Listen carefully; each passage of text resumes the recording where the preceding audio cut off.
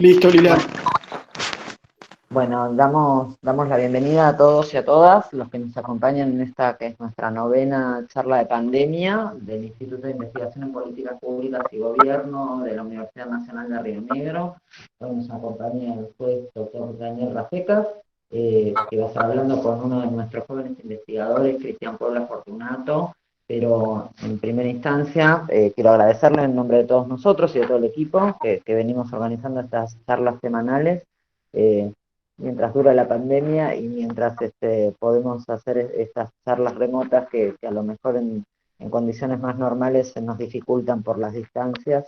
Y le doy la palabra ahora a nuestro vicerrector, Magíster Anselmo Torres, para que presente al invitado. Muchas gracias a todos por acompañarnos.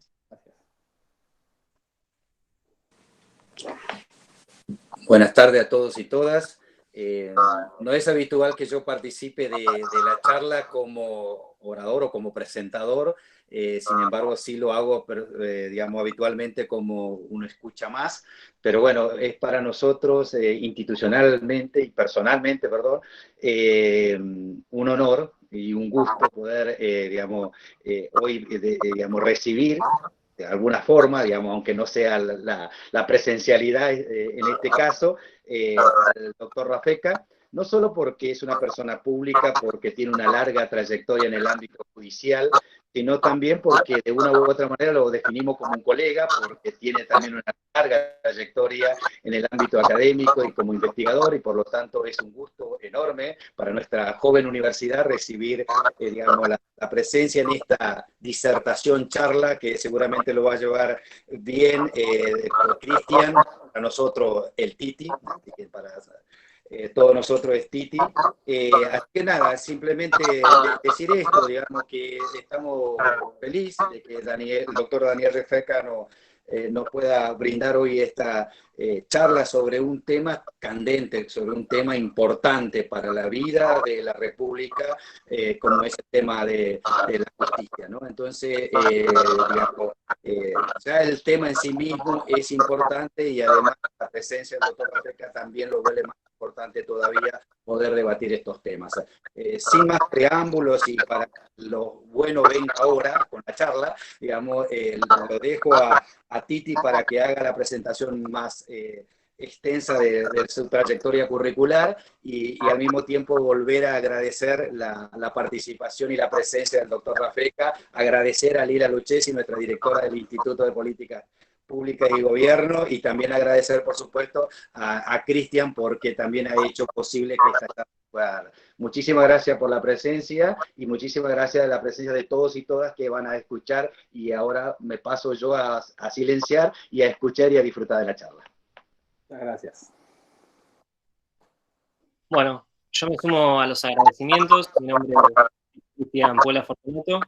Soy abogado egresado de esta universidad, así que es un gustazo poder charlar y generar este espacio, la amabilidad del doctor Rafecas y dialogar entre todos y todas algunas perspectivas que hacen a los nuevos desafíos quizás en la justicia argentina, que quedaron evidenciados en este proceso de pandemia. Pero sobre todo quiero agradecer al Instituto de Investigación en Políticas Públicas y Gobierno de la universidad, que ha conferido este espacio junto a la Universidad de Río Negro. Veo en la sala que hay varios colegas, estudiantes, autoridades de los tres poderes del Estado, amigos, amigas, y hay también gente de países hermanos como Perú, México y Uruguay, con lo cual es un doble gusto poder conversar y hacer de esta charla algo bien federal y latinoamericano. Después, y un especial agradecimiento va con el doctor Daniel Rafecas, quien accedió muy buenas ganas y a predisposición para poder llevar a cabo este encuentro. Y ustedes seguramente ya conocen la trayectoria del doctor Rafecas, pero déjenme que sea específico en algunas áreas para no tampoco robar mucho tiempo. El doctor Rafecas es abogado, especialista en Derecho Penal y doctor en Ciencias Penales por la Universidad de Buenos Aires, donde se desempeña también como docente, tanto en lo que es el grado, el posgrado y el doctorado, si mal no me falla la información, desde el año 94, y también da clases en la Universidad Nacional de Rosario desde el año 2001, y ha dado también clases en otras universidades del país, como por ejemplo la Universidad de Palermo, así como en universidades del exterior, ¿sí? Y por otro lado también tiene lo que ustedes bien saben como la pata, quizás la pata judicial. Él desde el 2004 es titular del Juzgado Criminal y Correccional Federal número 3 de la Ciudad Autónoma de Buenos Aires, y cuenta con 32 años de desempeño en el ámbito de la justicia argentina. Así que ya con estos algunos antecedentes va a ser más interesante, pienso yo, esta entrevista y esta charla de pandemia que vamos a poder tener. También tiene publicado 4 libros que son de su autoría, y déjenme que entre esos 4 destaque sobre todo Historia de la Solución Final, que es un libro que publicó la editorial Siglo XXI en el año 2012, que se está vendiendo en su 6ª edición. Pero ¿por qué digo destacar?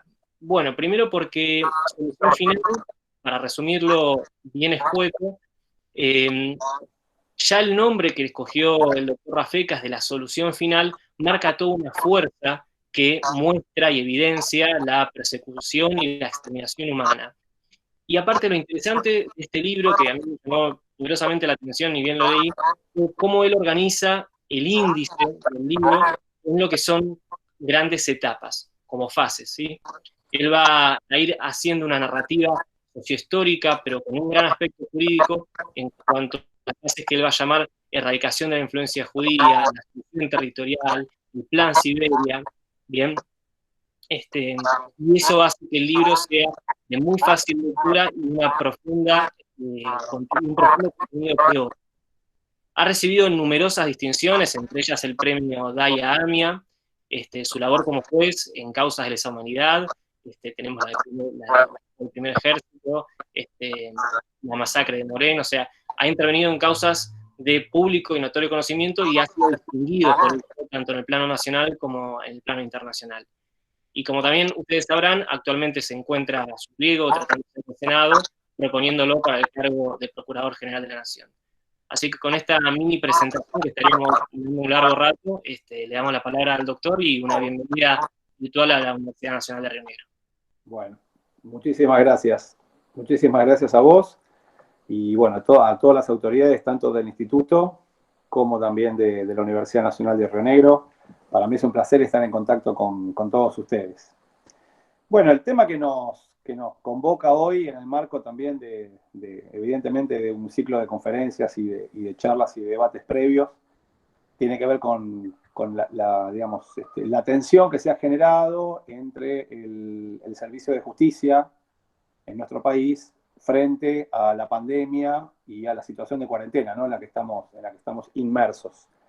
Yo, por supuesto, les puedo dar un panorama y algunas opiniones y reflexiones con relación a lo que es la justicia nacional, ¿no? Porque, digamos, más allá de que me imagino que muchos colegas que están que estamos aquí reunidos conocemos los pormenores del sistema de administración de justicia, quizás haya también otros asistentes que no sean abogados y que por lo tanto no lo tengan muy claro, pero bueno, como punto de partida, digamos, tenemos que dejar en claro que el sistema, digamos, de administración de justicia en la Argentina básicamente se divide en lo que es, por un lado, la justicia federal y nacional, y por el otro, la justicia provincial, ¿no? O sea, que cada provincia retiene para sí una larga lista de competencias y entonces es la propia provincia la que muchas veces administra las cuestiones judiciales.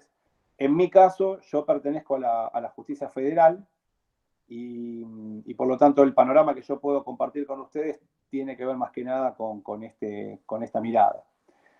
Que es una mirada, la verdad que es una mirada muy fuerte, ¿no? Porque diría para comenzar que todos los operadores del sistema judicial en el orden nacional y federal, prácticamente en ninguno de los ámbitos en los que nosotros trabajamos estábamos preparados o adaptados para lo que llegó en marzo de este año, ¿no? Diría que la pandemia y bueno, las restricciones propias de la cuarentena en la que aún hoy estamos sumergidos, nos agarró muy mal parados, muy mal preparados, prácticamente sin previsión alguna de que algo así pudiera ocurrir. Digamos, para definirlo en una frase, diría que el sistema de justicia nacional se estaba desenvolviendo hasta marzo de este año en lo que podemos denominar en una era predigital, ¿no? Una era predigital, es decir, no se habían hecho ni las previsiones, ni la capacitación, ni las inversiones necesarias para realizar ese recurso, digamos, esa transferencia, digamos, al modelo digital o a la cultura digital. Esto era algo que se había hecho de una manera muy larvada, muy latente, muy específica en algunas cuestiones, pero digamos, de modo general, la justicia nacional venía funcionando más o menos igual que un siglo atrás, ¿no? Es decir, con el 95% de las actuaciones por escrito, el 95% de las actuaciones en forma presencial, el 100% de las audiencias orales y públicas de modo presencial, las distintas instancias en las cuales se desarrollan digamos, el quehacer judicial cotidiano se venía desarrollando también todo por escrito. Y esto además garantizado, si se quiere, o perpetuado por el hecho que ahora vemos como algo asombroso, de que todavía en el orden nacional, no sé, por lo menos en lo que es el fuero criminal, ¿no? Y criminal federal, nos seguimos manejando con el modelo inquisitivo, es decir, con el modelo procesal inquisitivo que, digamos, fue diseñado a comienzos del siglo XIX y que en toda Latinoamérica, en realidad en todo el continente americano, no existe más, ¿no? Es decir, el único país de todo el continente americano que hasta el día de hoy se mantiene en un modelo cultural, procesal, inquisitivo, es la Argentina. Y esto está así constatado en investigaciones comparadas, en conferencias internacionales, en las cuales hay cierta perplejidad, digamos, en el ámbito regional, de que la Argentina, pese a que ha tenido unas escuelas de derecho muy influyentes y pese a que ha tenido y sigue teniendo juristas del proceso penal tan importantes como Julio Mayer, como Alberto Binder, como Caferata Nores y tantos otros que dan cátedra a nivel regional. Sin embargo, el modelo procesal vigente en la Argentina sigue siendo un modelo de hace 200 años. Por supuesto que entonces parte del problema del mantenimiento en la era predigital del sistema de administración de justicia en el orden nacional tiene que ver con esto, con que el modelo procesal sobre el cual descansa nuestro funcionamiento es un modelo que no reclama ni exige ninguna de las cuestiones que hoy en día parecen ser indispensables, ¿no? Para llevar adelante la labor judicial en una situación como esta. Y diría que hasta al contrario, ¿no? Un modelo inquisitivo, digamos, me parece que en muchos aspectos es incompatible con el advenimiento, digamos, de la era digital. De modo tal de que una de las cuestiones centrales, que ahora, por supuesto, ya con el diario del lunes, como se dice, ya siendo muy tarde, advertimos que cuánto la República Argentina demoró en implementar el modelo acusatorio. Lamentablemente ahora lo estamos viendo y lo estamos pagando con creces en esta situación, ¿no? De esta situación prácticamente de parálisis. Distinto hubiera sido si el Código Procesal Penal, que se había sancionado ya en el año 2015, se hubiera puesto inmediatamente en marcha. Bueno, lamentablemente esto no sucedió. Solamente tenemos vigente este Código Procesal Penal nuevo en las jurisdicciones de Jujuy y de Salta, y el resto del país sigue esperando que esto se concrete. Por supuesto, la implementación del modelo acusatorio no se va a dar de un día para el otro. menos en este contexto, ¿no? Una vez superada la cuarentena y la pandemia, bueno, podrá reactivarse eventualmente esto y llevará varios años, ¿no? Su implementación, sobre todo en los grandes centros urbanos, ¿no? En la ciudad de Buenos Aires, en el Gran Buenos Aires, en Rosario, en Córdoba, en fin. Lamentablemente queda mucho por hacer en este sentido y lamentablemente el paso a la era digital en buena medida depende de la instauración del modelo acusatorio en todo el país. De modo tal que el panorama es ciertamente desolador en este aspecto, ¿no? En lo que es, digamos, el funcionamiento real del sistema de administración de justicia. ¿Cómo nos estamos manejando en este contexto? En general, los juzgados y las fiscalías, de modo individual, están haciendo esfuerzos para compatibilizar la preservación digamos, de la seguridad y de la salud personal de los trabajadores y trabajadoras de cada unidad con las demandas y requerimientos de reapertura o de reanudación de las causas en los distintos fueros. El punto de partida hoy en día es que, al menos en lo que es la Ciudad de Buenos Aires, hasta el día de hoy, estamos en situación de feria judicial desde mediados de marzo o desde el momento en el cual el gobierno nacional decretó la cuarentena, ¿no? La Corte viene en este sentido acompañando, digamos, las medidas de cuarentena del gobierno nacional. Y recién, bueno, quizás ustedes ya están enterados, pero recién en el día de ayer, mediante la acordada 19 del año 2020, la Corte finalmente levantó la feria en muchas jurisdicciones del interior del país, seguramente en coordinación con las autoridades del Ministerio de Salud y, bueno, cumpliendo ciertos protocolos, etc. Pero en lo que es la Ciudad de Buenos Aires, seguimos en situación de feria judicial. Entonces, las iniciativas que nosotros hemos tomado, en mi caso como juez federal, también sabiendo que otros colegas lo vienen haciendo, es nosotros como jueces tenemos la potestad en cada expediente en concreto que consideramos necesario, bueno, dejar de lado la feria judicial, apelando a razones de buena administración de justicia, y entonces reactivar el caso con el visto bueno y con el consentimiento de las partes, ¿no? Es decir, básicamente de la defensa y de la fiscalía.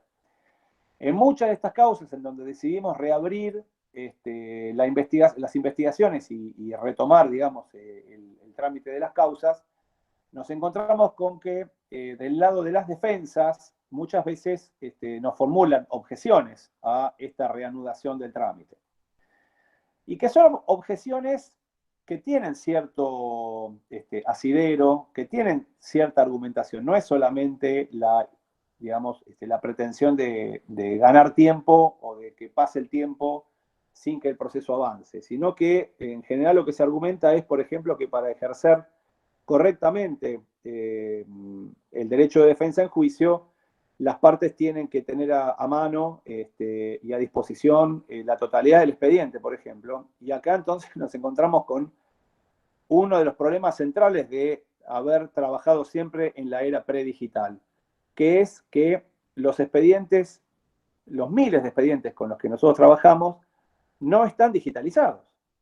No están digitalizados, porque nosotros no teníamos ninguna directiva en ese sentido, no teníamos los escáneres, no teníamos la metodología, esto no formaba parte de la cultura judicial en nuestro ámbito, y por lo tanto las defensas, con toda lógica, nos han señalado, muchas de ellas, que ellos se ven impedidos de ejercer correctamente el trabajo de abogados defensores si no cuentan con el acceso al expediente. El acceso al expediente está vedado, los tribunales están cerrados, hay riesgos en la seguridad y en la salud personal, y por lo tanto la solución es digitalizar todos los expedientes. Bueno, entonces, en eso estamos, en este mismo momento, desde hace aproximadamente un mes y medio, hay muchísimos juzgados y fiscalías que están casi exclusivamente abocados a esta cuestión, la digitalización de los expedientes que hasta ahora estaban en papel. Claro, no es un tema sencillo, porque una cosa es digitalizar un expediente que tiene 50 fojas y otra cosa es digitalizar un expediente que tiene 30 cuerpos de actuaciones y miles de fojas de documentación reservada en Secretaría y que son relevantes también para el ejercicio de la defensa. Así que en este momento estamos sumidos en este tipo de problemas y en este tipo digamos, intentando de resolver estos desafíos que nos plantea la actual situación. Y así todo, también por otra parte, yo, digamos, hice referencia a cuestiones relacionadas con el fuero criminal federal, pero lo cierto es que, digamos, por lo menos en lo que es la Ciudad de Buenos Aires, las demandas y las exigencias y las necesidades del momento son muy diferentes en los distintos fueros en los que está dividido, digamos, la Administración de Justicia, ¿no?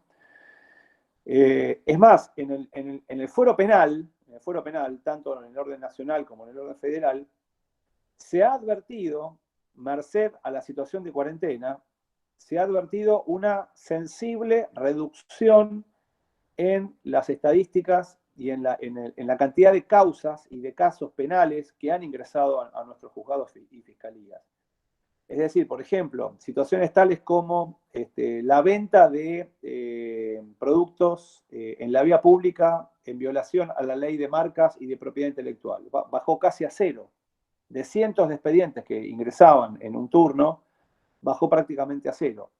Bajó mucho también todas las situaciones relacionadas con la ley de estupefacientes, desde la tenencia para consumo personal hasta la venta minorista de drogas o el transporte de sustancias estupefacientes. Bajó mucho también, por ejemplo, la comisión de delitos relacionados con falsedades documentales, circulación con vehículos en violación a, bueno, sin patente o con numeración adulterada, tenencia de armas de guerra.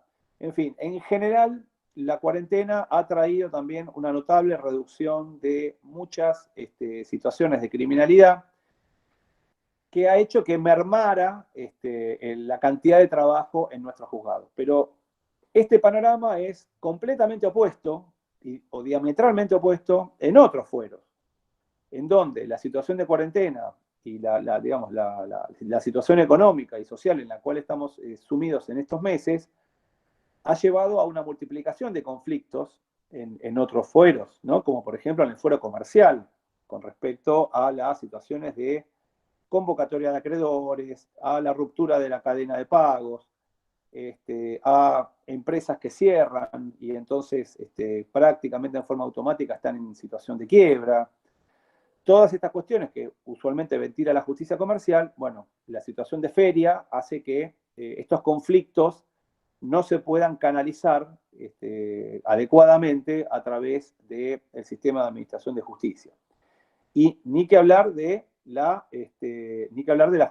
situación de, por ejemplo, de la justicia laboral, ¿no? En la Ciudad de Buenos Aires no hace falta que yo les explique el aumento en el nivel de conflictividad entre la clase trabajadora, digamos, y la clase empresaria en este aspecto, ¿no? Entonces, allí se está generando una situación de presión de conflictividad laboral, comercial, etcétera, en estos fueros que, bueno, en todo caso, cuando se reanude plenamente la actividad, cuando se levante la feria judicial en el ámbito de la Ciudad de Buenos Aires, bueno, esto va a generar una situación de colapso, ¿no? De prácticamente de parálisis o de imposibilidad de poder lidiar con una cantidad tan grande de conflictos.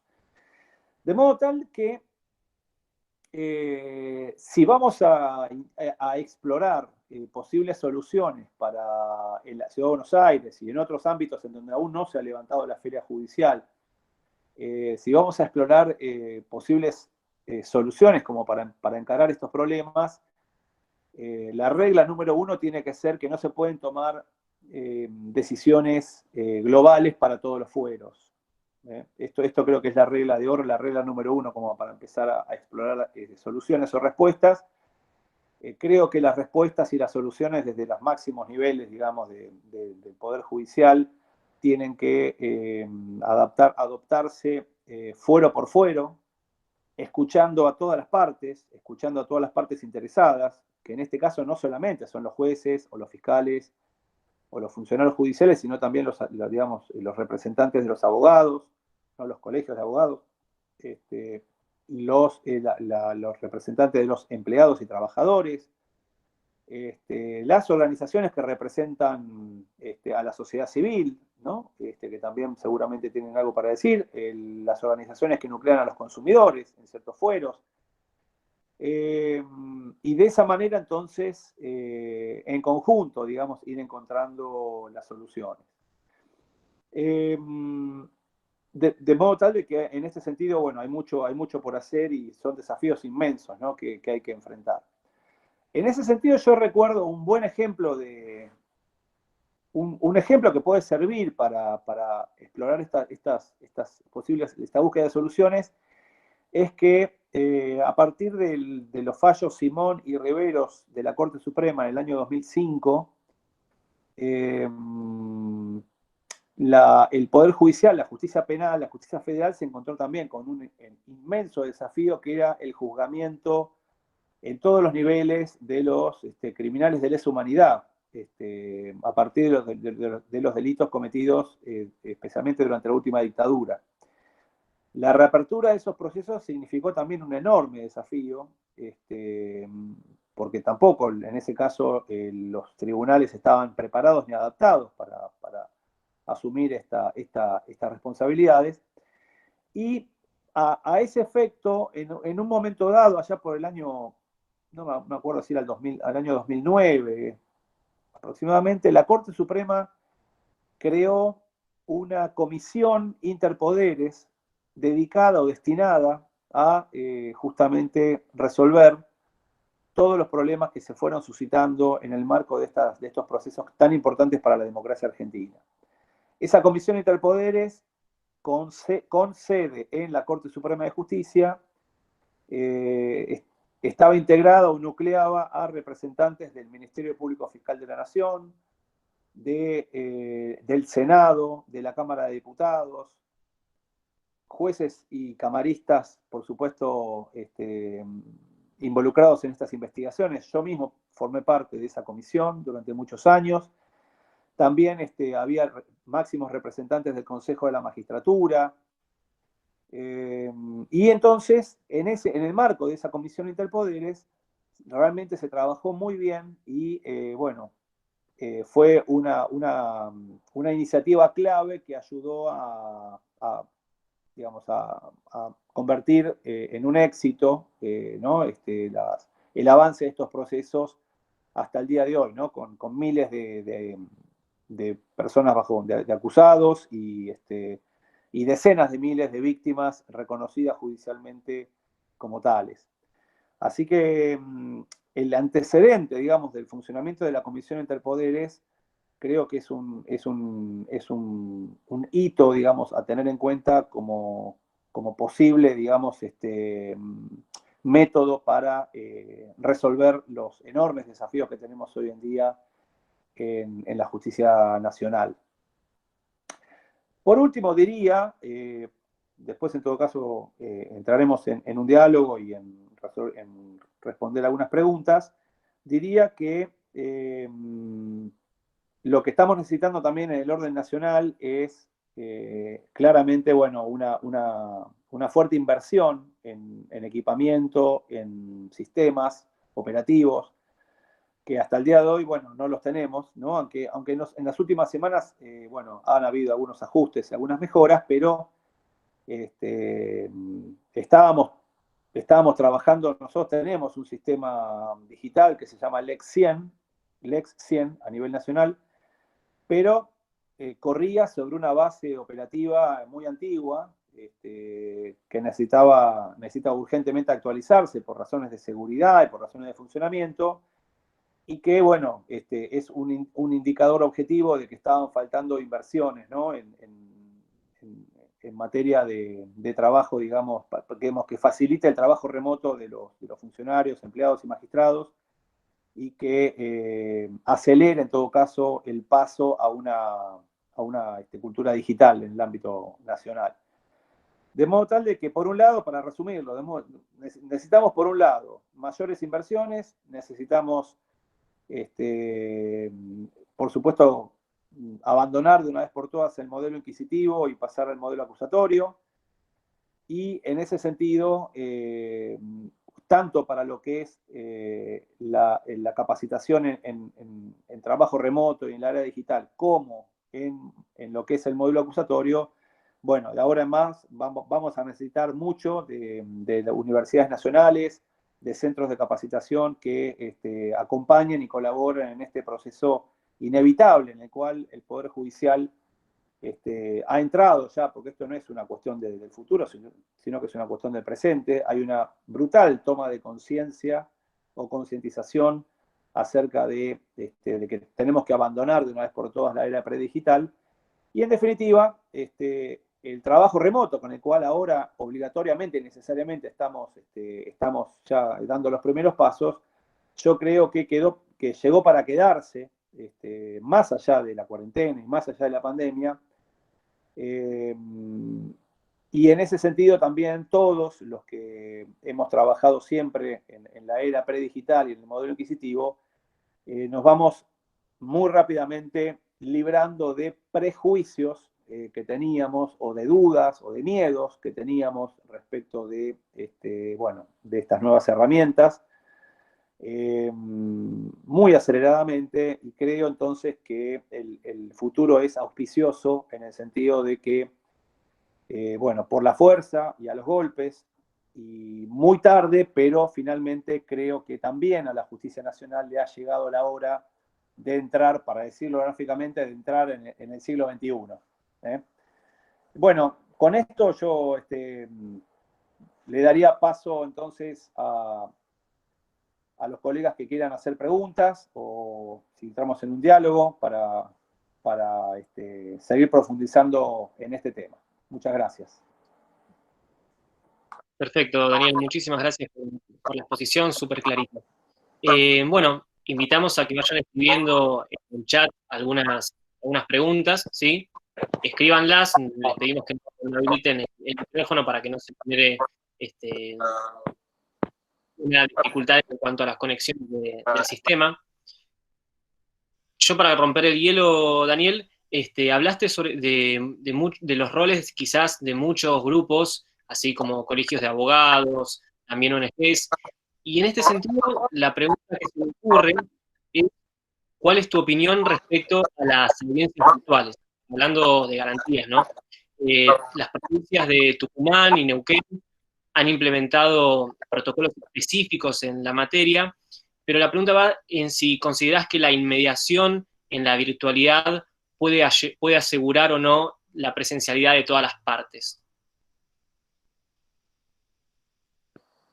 Bueno, justamente a eso me refería, y lo digo también a título personal, lo digo como juez. Yo llevo 15 años como juez federal, y tengo, como vos lo mencionaste, tengo más de 30 años trabajando en la justicia penal, y en general está instalado, sobre todo en los que tomamos decisiones, ¿no? Los jueces, los fiscales, los camaristas,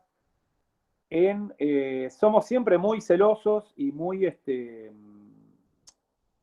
exigentes en los estándares de seguridad en términos de la verificación y el cumplimiento de las garantías centrales del proceso penal, ¿no? Como por ejemplo la defensa en juicio, como por ejemplo la garantía de igualdad de armas entre las partes, y en definitiva también la garantía muy consolidada, por lo menos en el orden nacional, a través de muchos fallos de la casación y de la Corte, de que la defensa, para ejercer su ministerio, tiene que tener a disposición todos los elementos de prueba que hacen a la imputación, ¿no? Porque, como ustedes quizás saben, esto ya está rígidamente establecido en el Código de Procedimientos con el que nosotros nos manejamos desde 1992, que previo a que comience una audiencia para tomarle declaración indagatoria a un acusado, se le tiene que exhibir a la defensa y tiene que constar en el acta todas las pruebas y elementos de todo tipo, documentales,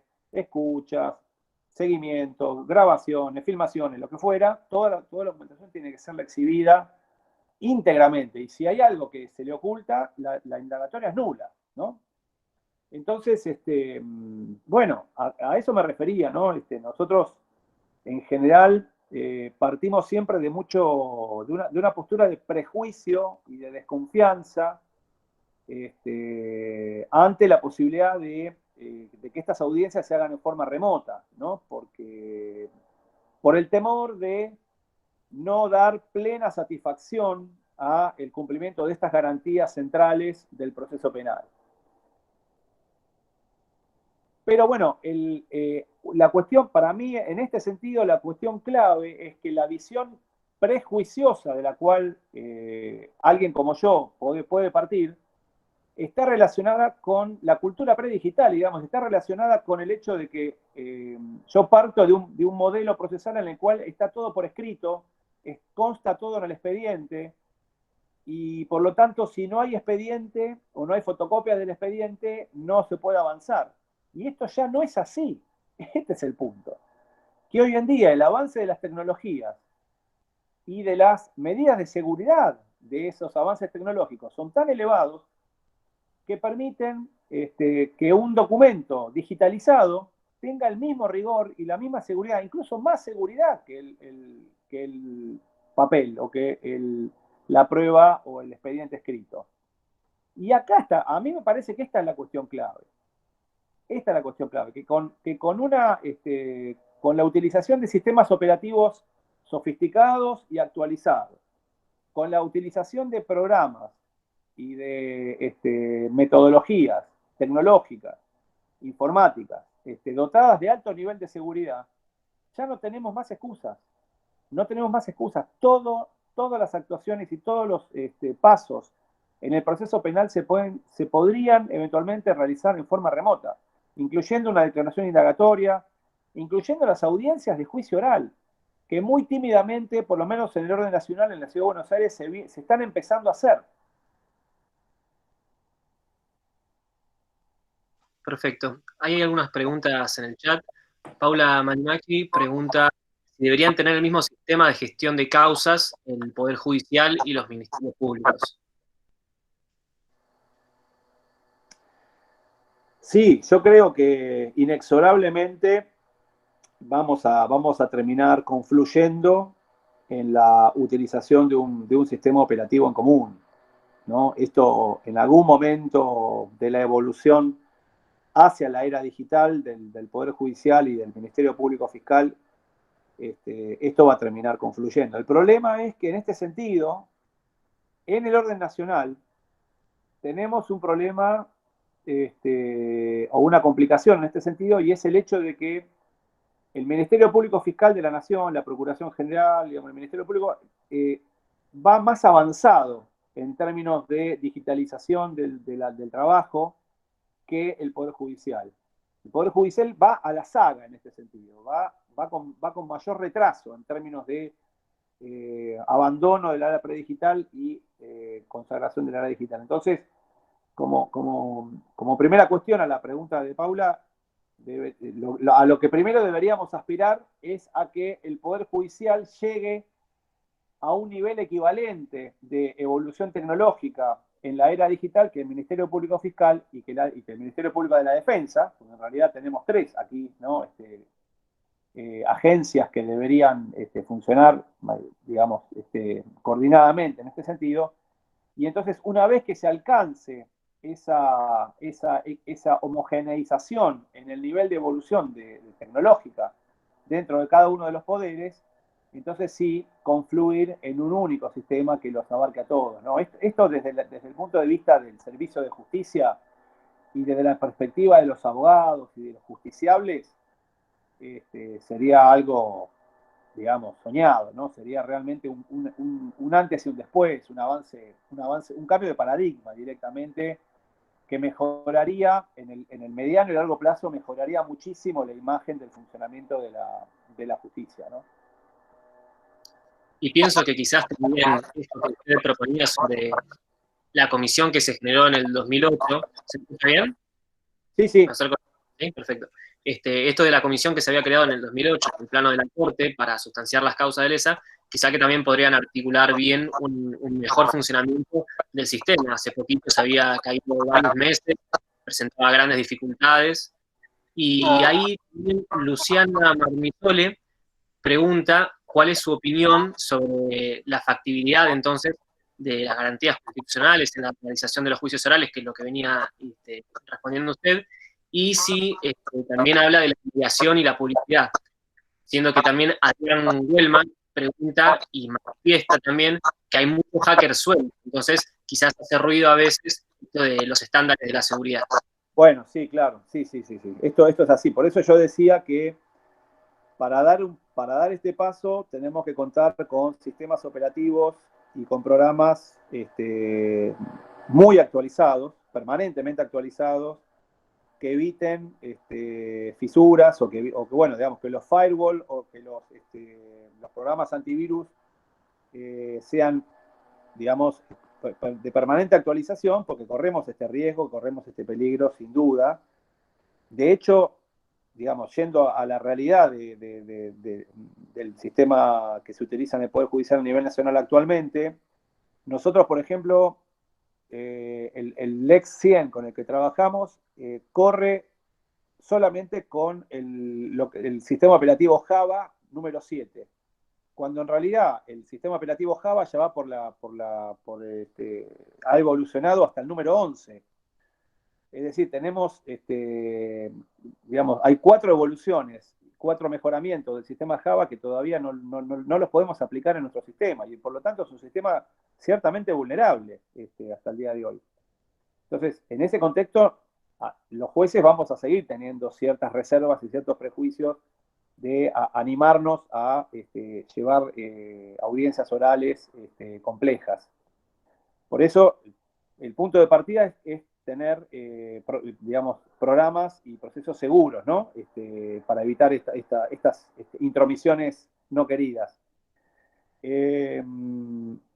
Todo el resto, por supuesto, yo no soy un experto en este tema, pero todas las demás cuestiones me parece que se pueden solucionar creativamente, y creo que también que se pueden garantizar estándares adecuados, aceptables, de verificación de todas las garantías propias del derecho procesal penal,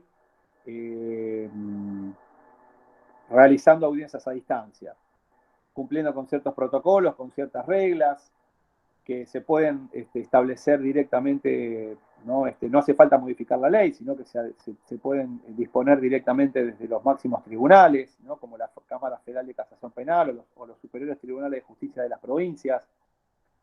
Y bueno, seguramente después esos protocolos para garantizar la inmediación y para garantizar la igualdad de armas y el debido proceso, seguramente se requerirán ciertos ajustes, como todo, ¿no? Como en todos los ámbitos de nuestro quehacer, pero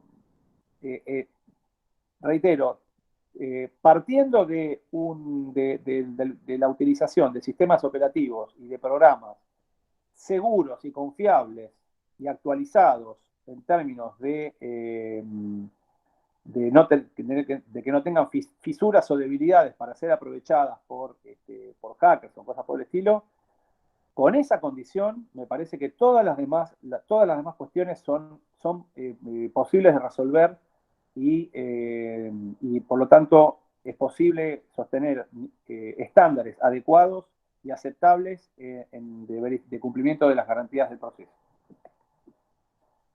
Ahí Victoria Santamaría aporta que en la provincia de Buenos Aires las fiscalías, los juzgados de garantía y el de familia están utilizando herramientas que están aparentemente dando buenos resultados. Menciona las IPPs que se digitalizan mediante PDF y dice que de esa forma la defensa puede tener el debido proceso. Gastón Aguirre también comparte y entiende que el problema se está dando cuando la realidad parece que va a un ritmo de inmediatez que hace que la aplicación de avances tecnológicos por parte del Estado sea cada vez más necesario. Que a veces estamos en esto de la prueba y el error sobre la marcha, y que no solamente de la justicia, sino de la administración general. Claro. Creo que eso es lo que viene mencionando usted, y lógicamente el sistema de elección comparto, tanto la versión de Java como la de Mozilla, muy anteriores a las que están existiendo ahora, son de varios años. Julián Aristimuño pregunta y dice que su amplia trayectoria en el ámbito de los derechos humanos y en el estudio de la violencia institucional, precisamente sobre el delito de tortura, si considera que el actual estado de excepción otorgó en los hechos mayor poder a las fuerzas de seguridad que se traducen en excesos. Si es necesaria una democratización dentro de las fuerzas y cómo se instrumentaría en caso de darse. A esto agrego, quizás hablando ya de una implementación de un sistema acusatorio, ¿cómo ve usted la necesidad o no de establecer una fuerza de seguridad específica para la investigación judicial?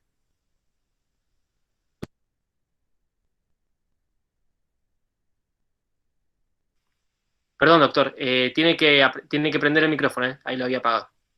Sí, gracias, ahí está.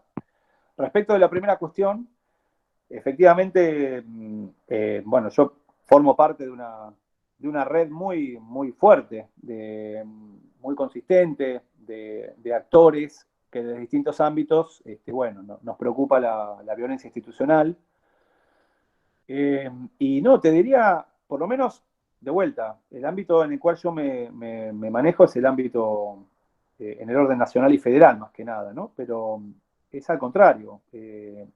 Diría que también en este aspecto, en lo que es malos tratos o vejaciones o apremios ilegales o torturas o detenciones ilegales, casos de gatillo fácil, bueno, lo que se llama la violencia institucional en lo que son operativos policiales bajó drásticamente por el hecho de que los operativos relacionados con hechos de inseguridad, que son los que generalmente desencadenan situaciones de violencia institucional en las calles, también han bajado fuertemente en estos meses. De modo tal que en ese sentido diría que no, que al contrario, que son menos los casos de violencia institucional, no porque tengamos mejores fuerzas policiales, sino por el hecho de que las situaciones criminógenas que generan ese tipo de criminalidad prácticamente, no digo que desapareció, pero bajó sensiblemente. Sí, en cambio, la cuestión es distinta en violencia institucional respecto de cárceles, pero sinceramente yo no he advertido que la situación de cuarentena haya redundado en un aumento en los casos de tortura o malos tratos respecto a los detenidos. No, esto yo tampoco lo he detectado. Sí, por supuesto, me preocupan y seguimos con preocupación casos que siguen existiendo de violencia institucional, como los que han sido de público conocimiento en los últimos casos, en los últimos meses, ¿no? El caso del Chaco, que bueno, justamente hoy en el diario Página 12, o ayer, perdón, en el diario Página 12 se da cuenta que fueron detenidos 4 policías que habían cometido tortura respecto en un operativo de detención de ciudadanos de la comunidad Cuom. Y lo mismo en otro caso en Santiago del Estero, que están todos detenidos. Y bueno, y ahora también estamos siguiendo con preocupación un caso gravísimo que ocurrió en la provincia de Buenos Aires, en una comisaría en donde fueron maltratadas, vejadas y posiblemente torturadas mujeres detenidas. Es un caso con el que yo estoy ya vinculándome con otros actores de esta red con el CELS, con la Procuración Penitenciaria, para también investigar o colaborar, digamos, en lo posible para no dejar impune este hecho. Pero te diría, en definitiva, que no advierto un aumento brutal o sensible de la violencia institucional. Y después había una segunda parte de la pregunta, ¿no? ¿Cuál era? Sí, que en caso de producirse la implementación del sistema acusatorio, si considera que dentro de esta implementación también tendríamos que empezar a hablar de una fuerza de seguridad especializada en las investigaciones judiciales.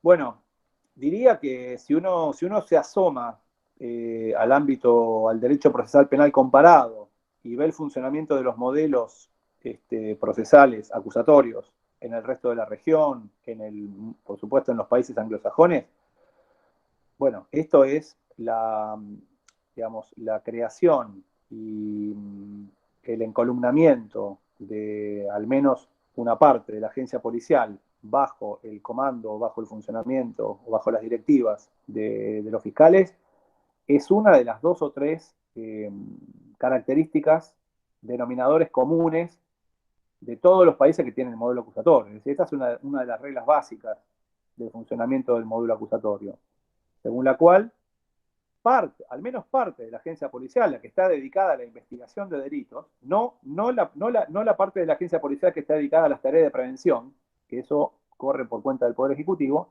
pero sí la parte de investigación de delitos, paulatinamente tiene que pasar a estar bajo el comando o encolumnada o rigiéndose por las directivas del Ministerio Público Fiscal. Esto, al menos en teoría, sería también un importante avance en la consolidación de reglas democráticas dentro del funcionamiento del sistema penal, ¿no? Especialmente en la cuestión de la selectividad con la que operan las agencias policiales, ¿no? Se supone que al estar bajo las directivas del Ministerio Público Fiscal, la selectividad con la que operan las agencias policiales estarían dotadas de un mayor contenido de racionalidad que allí cuando las agencias policiales como organismos burocráticos funcionan autónomamente. Y por lo tanto, bueno, se supone que este punto que vos preguntás es una de las, entre comillas, bondades que al menos formalmente ofrece el modelo acusatorio. Así que diría que esto tiene que estar en la agenda digamos, de la conformación del modelo acusatorio también a nivel nacional en la Argentina y que incipientemente se está desplegando en la Procuración General de la Nación. Es decir, la Procuración General de la Nación, por iniciativa de las gestiones anteriores, viene conformando y generando o viene sentando las bases, digamos, para ir en esa dirección. Carlos López dice, hay una palabra clave en el 120 de la Constitución, la independencia del Ministerio Público. ¿Cómo lo manejaría esto en referencia al fallo Quiroga de la Corte del 2004? Pasa que yo le agradezco la pregunta, lo que pasa que es una pregunta que yo podría responder si el proceso de designación estuviese más avanzado. No me siento cómodo respondiendo preguntas respecto de una función o de un cargo respecto del cual no paso de ser todavía un mero candidato. Pido disculpas, pero no me siento cómodo respondiendo. No quiero ir más allá, digamos, de lo que objetivamente soy hoy en día. Se entiende. Por supuesto, entiendo que lo puedo decir como docente universitario, ¿no? Y también como magistrado en todo caso, porque el fallo Quiroga, digamos, fue una divisoria de aguas y también incumbe también a la labor jurisdiccional. Pero no hay ninguna duda que la decisión del constituyente de 1994 de conformar el Ministerio Público como un órgano extrapoder, no solamente que hay que respetarla, sino que hay que consolidarla, todo lo posible, ¿no? Todo lo posible a partir de nuevas propuestas de reforma de la ley del Ministerio Público, que la refuercen. Es muy importante la cuestión de la autarquía, ¿no? Es decir, de que el Ministerio Público Fiscal también pueda administrar autónomamente sus recursos, su presupuesto, cosa que tengo entendido que hasta el día de hoy esto no es así. En fin, me atrevería a decir como docente y como magistrado que es muy importante para nuestro sistema democrático no solamente respetar, sino consolidar en todo lo posible la independencia del Ministerio Público Fiscal, no solamente respecto del Poder Judicial, sino también respecto del Poder Ejecutivo y respecto de todos los otros factores de poder, ¿no? ya conocidos. Totalmente. Después hay algunas intervenciones que manifiestan la necesidad vincular quizás sistemas informáticos tanto del Poder Ejecutivo como del Poder Legislativo que dicen que tienen el GD, porque la realidad es que el Poder Judicial también tiene mucho roce con distintas tareas, mejor dicho, del Poder Ejecutivo, el penitenciario, Cancillería, Procuración, Extradición. Y Luciana Marmisole, que más allá de la seguridad informática, ¿no? Ella consulta en razón de un reciente fallo de la Suprema Corte de Buenos Aires que impulsa la elaboración de protocolos para realizar juicios virtuales, que entiendo lo que usted había compartido, que hace poquito fue noticia en tiempo judicial, o no recuerdo en qué medio, pero una celebración de una audiencia que se llevó a cabo entera de manera oral. Y entonces pregunta cómo se podría litigar con el imputado detenido en una unidad carcelaria y los jueces, fiscal, defensor, testigos y peritos, cada uno conectado desde un lugar diferente, sin que se vea seriamente afectada la apreciación de la prueba que garantiza la inmediatez del contacto personal, ¿no? del medio de una audiencia.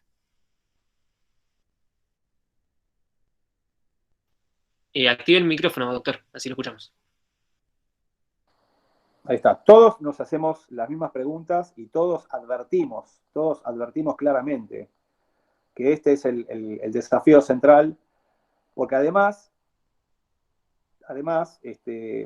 la instauración inexorable e indetenible, y más temprano que tarde, del modelo acusatorio, lo que lleva también es a otro aspecto muy, muy positivo, que es la oralización de prácticamente todas las audiencias, ¿no? Tanto en la instrucción como en el debate.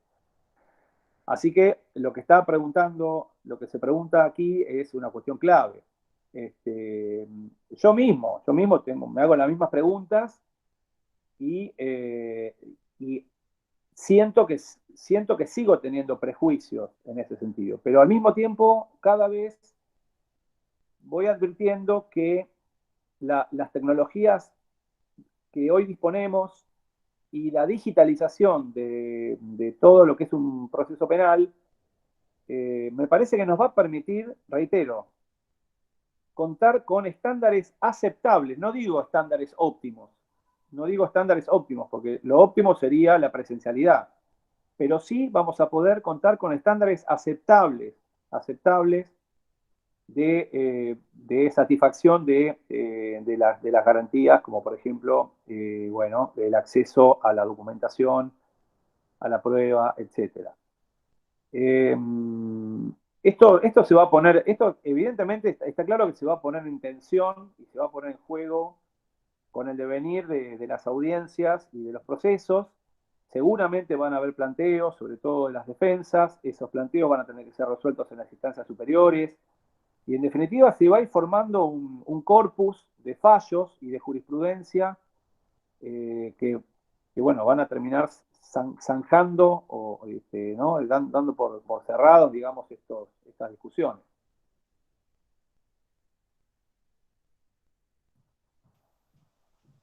Perfecto. Después, también, bueno, la mayoría de las preguntas está girando en torno a esto del proceso de la nueva audiencia oral, tecnológica o virtual, si se quiere. Y acá hay una pregunta que me parece interesante porque se está dando mucha discusión sobre el tema de Europa. Y dice Patricia O'Grady, perdón si me mal el apellido, lo que hemos llegado a tecnología manifiesta y el riesgo es que directamente se desplace a los abogados y las abogadas en la profesión por la inteligencia artificial. Dice que ya está pasando en Oriente, que no contratan abogados, no contratan médicos, y parecería que la robotización sería la solución rápida y con menos errores.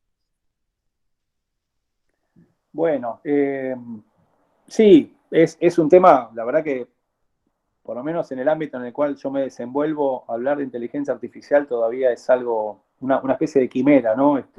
Cuando todavía nos manejamos con un modelo del siglo XIX. Pero está claro que en el horizonte futuro va a haber una situación de tensión y de colisión a partir de iniciativas y de autores que están proponiendo la utilización de inteligencia artificial para incluso para la resolución de casos, ¿no? En el ámbito judicial.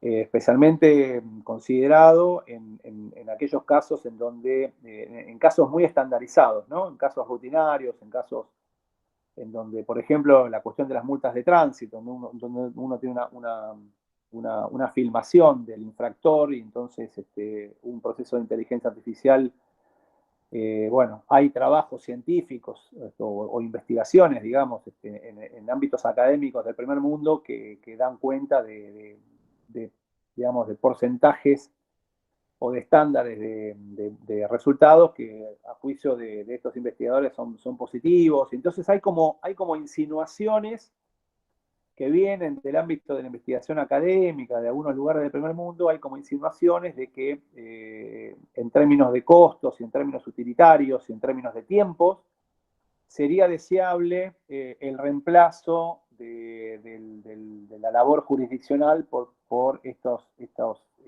procesos de IA o de inteligencia artificial. No sé, a mí me suena todavía muy quimérico, me suena muy utópico, me parece que todavía estamos muy lejos de esta situación en el orden nacional, que es en el cual yo me desenvuelvo. No tengo dudas que los procesos de inteligencia artificial pueden ser utilizados y van a ser utilizados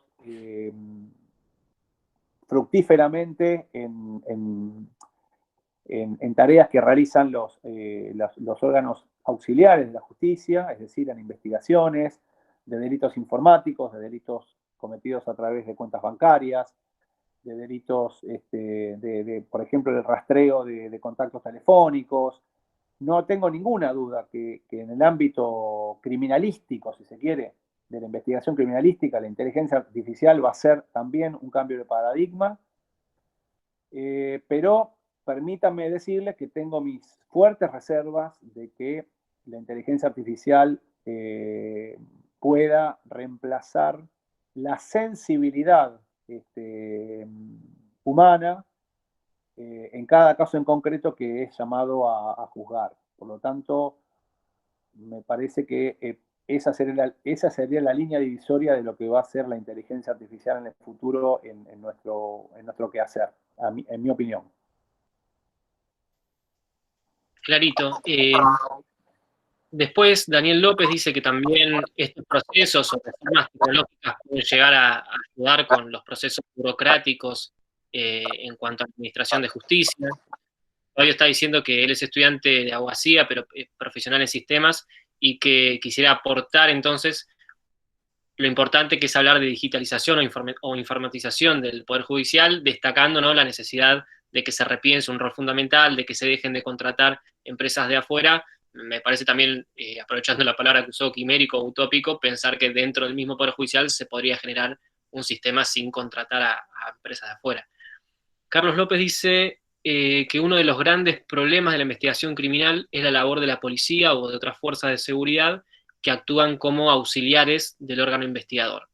Y es precisamente que por ellos, por su actividad, se miden los estándares del respeto de las garantías individuales, y que dicho esto, es indispensable que agentes investigadores, detectives, que están subordinados en el Ministerio Fiscal, y no que intervengan de fuerzas que son de otro poder, que es más o menos la pregunta que se había dado respuesta. Victoria Santamarina aporta que en otros encuentros se ha analizado el juicio virtual o juicio con presencialidad diferenciada, como se lo llama en la provincia de Chaco, y existen así diversas apreciaciones al respecto, principalmente si se ve afectada la mediación y efectivamente si se garantiza el debido proceso. Dice que en la provincia de Tucumán se lleva a cabo un juicio oral mediante la modalidad de esta, y si usted cree al respecto, que más o menos lo que vino manifestando de si se puede llevar a cabo una audiencia oral virtual y cómo garantizar la apreciación de las partes allí, ¿no?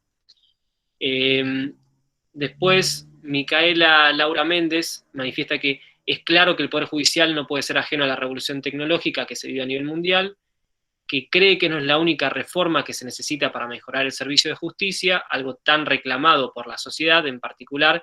Considera necesario lograr una independencia interna del cuerpo judicial, y que comparte la necesidad de implementar la ley 26.861, la de ingreso democrático, que está reglamentada implementada, ¿no? en el Ministerio Público de la Fiscalía de la Defensa, y que está, dice, pendiente de reglamentación por la Corte. Bueno, creo que esta pregunta o este aporte puede llegar a generar otra pregunta, que sería si estamos realmente preparados, o cómo considera usted, ya sea como profesor, como juez o eventualmente como procurador, dotar de nuevos fiscales y defensores en esta implementación del nuevo sistema acusatorio. Digo nuevo en el sistema federal, no valga la aclaración. Le pido de vuelta al micrófono, perdón, doctor. Ahí está. Empiezo entonces por un comentario que hicieron varios de los que aportaron preguntas y reflexiones, y es el hecho de que cuando yo me refería a iniciativas que ya se vienen adoptando en la Procuración General de la Nación, me estaba refiriendo a, bueno, buena parte de ellos tiene que ver con la creación de unidades y de direcciones, justamente que tienen la idea de ir paulatinamente reemplazando tareas auxiliares que hasta ahora están en manos de fuerzas de seguridad, para que a partir de estos años y en el futuro se hagan directamente por personal propio del Ministerio Público Fiscal, ¿no?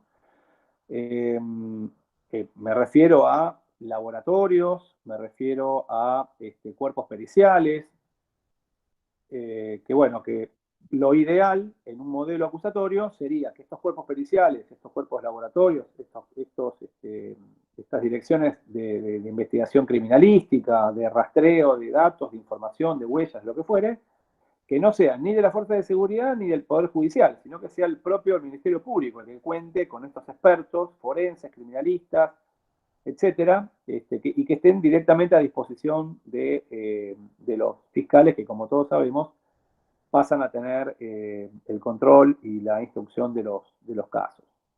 Así que, por un lado, están estas iniciativas, que por supuesto corresponde y está muy bien que se las apoye y que se expandan todo lo posible, y en todo el país, ¿no? Porque si hablamos de laboratorios o de unidades criminalísticas, deberían estar presentes a nivel federal, digamos, en todas las jurisdicciones, con lo cual se necesita, por supuesto, inversión y recursos.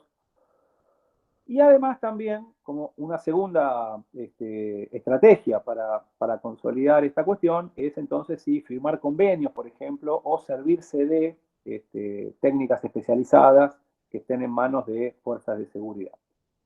Eso me parece que es importante. Después, respecto del ingreso democrático, sí, efectivamente, en el Poder Judicial a nivel nacional no llegó a implementarse, a diferencia de lo que es el ingreso en lo que es fiscalías y defensorías federales. Nosotros no tenemos, hoy, en mi caso como juez, por ejemplo, yo no tengo ninguna limitación ni ninguna exigencia para designar personal en mi juzgado.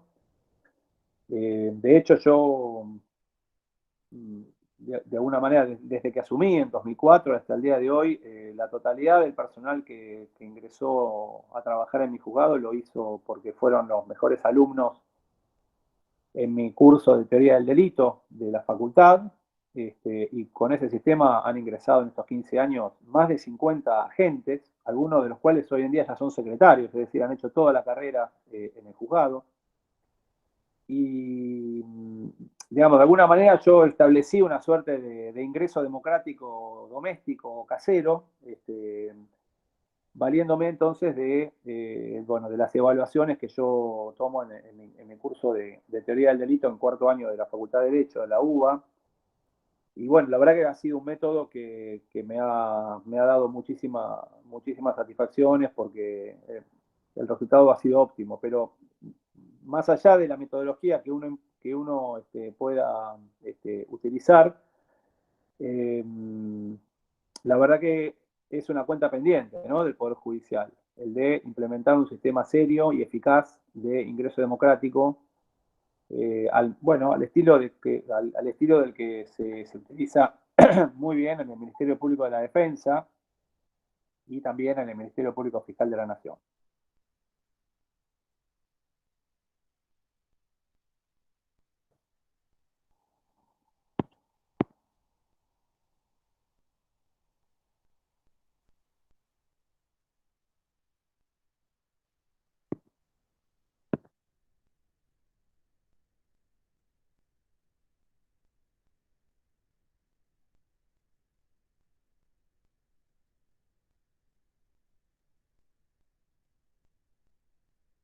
¿Ahora se me escucha? ¿Ahora? Perfecto. Eran los auriculares, estaba probando a ver si andaba otro mejor micrófono.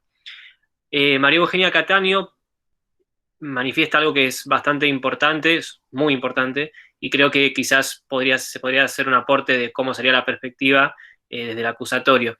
Ella dice que como familiar de víctimas del terrorismo de Estado y psicóloga que asiste a víctimas testigos en juicios de lesa humanidad, a ella le gustaría saber cuál es la perspectiva respecto del proceso de juzgamiento, estrategias actuales para la continuidad de estos juicios y en qué contexto. O sea, y esto en el contexto que usted está describiendo, calculo yo que es post-pandemia y todo esto en los nuevos desafíos, ya sea de la oralidad como también de la virtualidad y la presencialidad de las partes en la audiencia. Le pedimos el micrófono, doctor. Sí, muchas gracias. En materia de juicios de lesa humanidad, la verdad que ya tenemos alguna experiencia transitada en tomar declaraciones a distancia.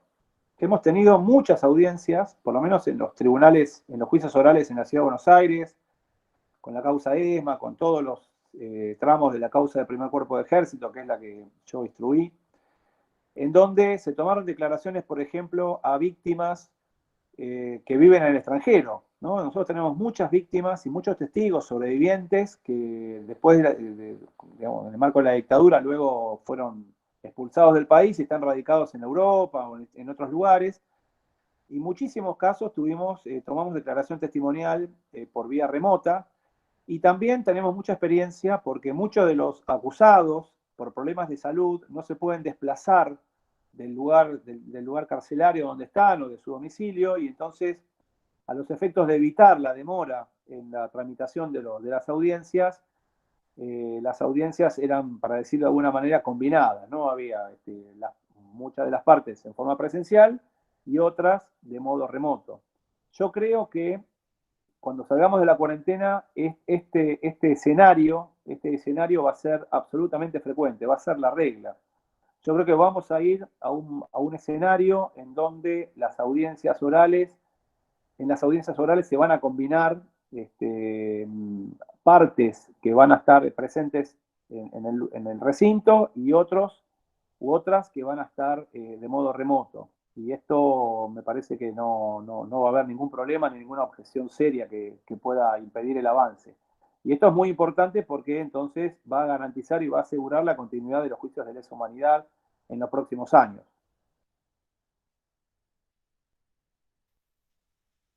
Bueno, doctor, y como para finalizar, una última pregunta o también quizás reflexión, pedirle a usted una reflexión.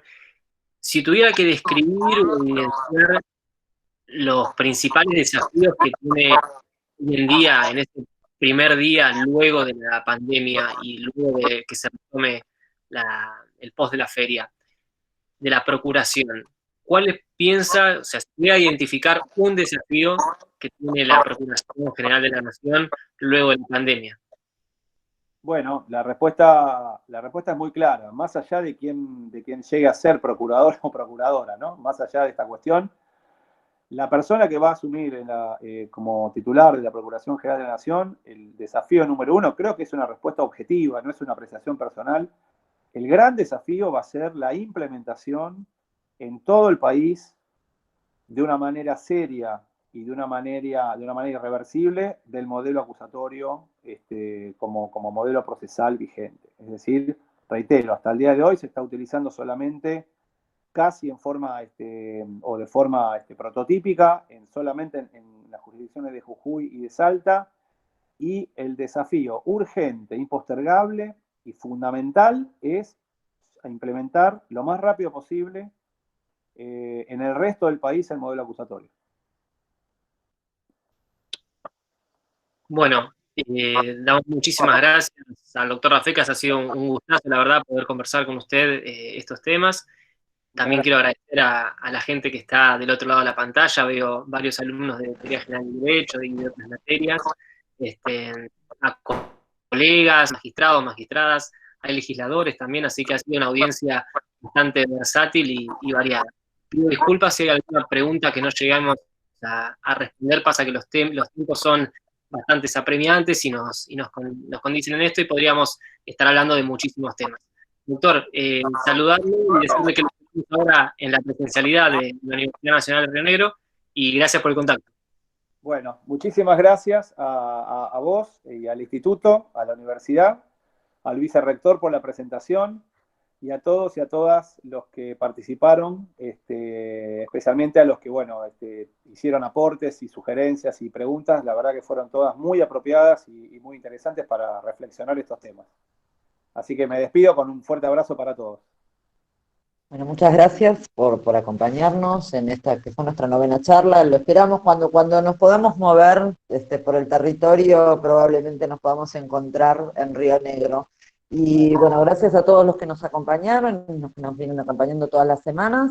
Felicitaciones a Titi, no puedo evitar decirlo. Gracias, Goyo, que es el secretario del instituto, que nos acompaña siempre, que garantiza que las cosas salgan bien. Y nosotros nos encontramos la semana que viene, que vamos a estar charlando con María Pecheni. Muchas gracias a todos. Chao, chao.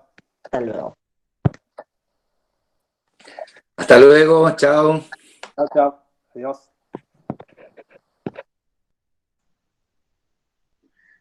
Chao, Titi. Nos vemos, muchas gracias por participar.